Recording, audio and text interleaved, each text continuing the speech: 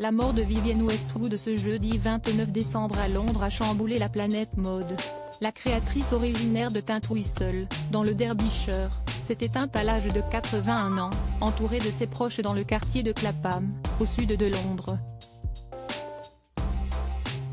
Figure de proue du mouvement punk dans les années 1970, celle qui a été nommée dame par Elizabeth II se lance dans la mode un an après sa rencontre avec Malcolm McLaren, en 1965, alors qu'elle est encore mariée le dirigeant de boîte de nuit Derek Westwood.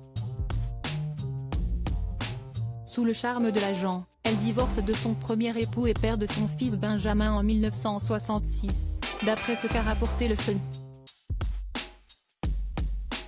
Malcolm McLaren est né en janvier 1946 à Londres, d'un père ingénieur d'origine écossaise et d'une mère ayant pour grand-père un riche négociant en diamants.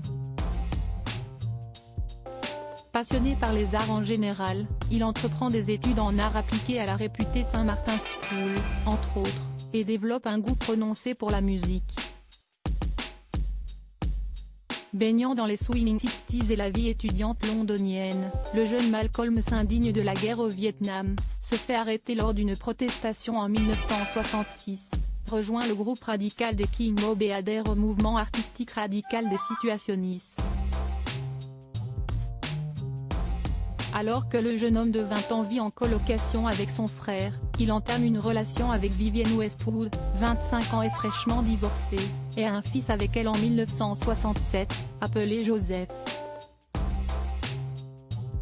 Supérieur à Vivienne Westwood, ses défilés iconiques en 10 clichés vintage et la boutique Sex, les Sex Pistols et une carrière en solo. Sa carrière commence avec l'ouverture de la désormais mythique boutique Sex, sur King Road en 1971.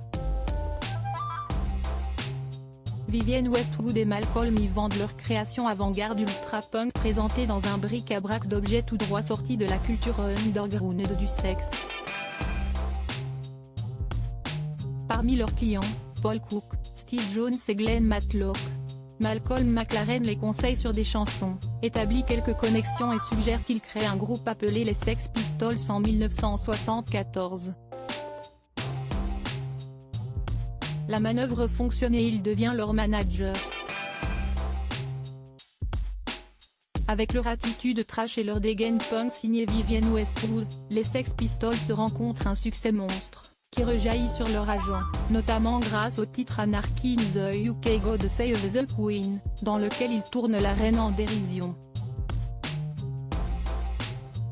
En 1975, il élargit son activité en se mettant en tête de relancer la carrière des New York Dolls, ce qu'il parvient à faire en les associant à la révolution culturelle chinoise. À la fin de la décennie, le manager constitue le groupe Bow Wow Wow, puis il tente de se faire un nom en solo en 1983 en sortant son album The Croc.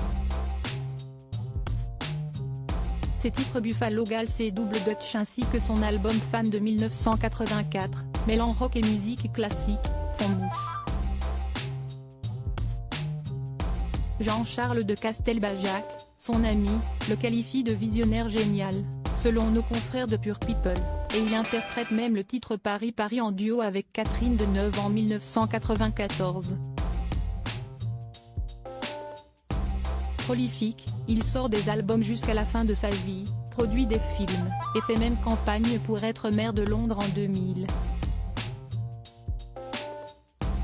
Après Vivienne Westwood, Malcolm enchaîne les conquêtes. Malcolm McLaren est le dernier compagnon connu de Vivienne Westwood. Il se sépare de la créatrice à la renommée mondiale en 1980. L'agent punk ne reste pas célibataire très longtemps, puisqu'il fricote avec Andrea Lins, alors étudiante à la St Martin's et futur designer et mannequin de renom. Leur histoire prend fin lorsque l'agent déménage à Los Angeles en 1985. Une fois en Californie, il fait la rencontre de l'actrice et mannequin Lauren Hutton, avec qui il vit jusqu'à la fin des années 1980. Le père de Joseph Westwood se fiance par la suite avec l'agente Eugenia Melian qui le suit jusqu'à Paris. L'ex de la créatrice britannique a également été fiancé à l'architecte Charlotte Sken-Catlin, mais il met fin à leur relation à la fin des années 1990 lorsqu'il commence son histoire avec Yang Kim, sa dernière compagne, rencontrée à une fête à Paris. Ensemble durant 12 ans, cette dernière est présente jusque dans les derniers instants de Malcolm McLaren, qui décède d'un cancer de la plèvre dans un hôpital suisse le 8 avril 2010.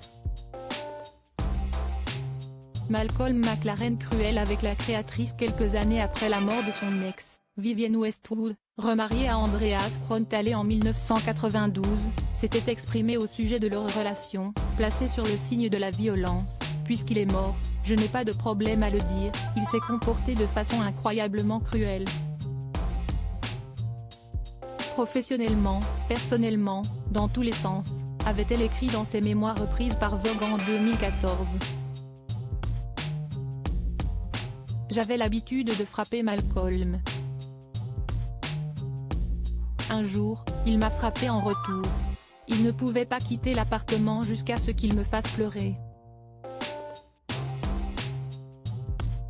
Il voulait se sentir mal ou quelque chose comme ça. Il essayait de faire couler du sang. C'était plus simple de céder. Je cédais aux larmes pour qu'il s'arrête. Je n'ai plus pleuré pour de vrai depuis. Crédit photo, Richard Yorex fait Arex Sipa.